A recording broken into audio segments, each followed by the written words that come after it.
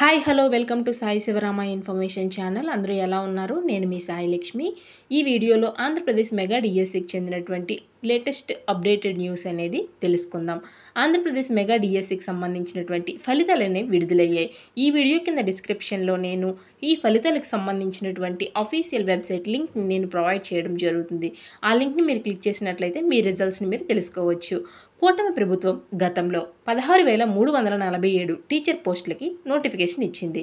మొత్తం 3,36,307 మంది అభ్యర్థులు దరఖాస్తు చేసుకోగా జూన్ 6 నుంచి జూలై 2 వరకు పరీక్షలు జరిగాయి. 92.9% మంది హాజరయ్యారు. ఏపీతో పాటు తెలంగాణ, కర్ణాటక, తమిళనాడు, ఒడిశాల్లోనూ ఎగ్జామ్ సెంటర్స్ని ఏర్పాటు చేశారు. మీరు ఈ వీడియో కింద ఇచ్చినటువంటి డిస్క్రిప్షన్లో లింక్ని క్లిక్ చేసినట్లయితే నేరుగా మీ రిజల్ట్స్ని మీరు తెలుసుకోవచ్చు. Thank you for watching this video. ఈ వీడియో మీకు నచ్చినట్లయితే వీడియోని లైక్ చేయండి, మీ ఫ్రెండ్స్కి షేర్ చేయండి, సబ్స్క్రైబ్ చేసుకోవడం మర్చిపోవద్దు.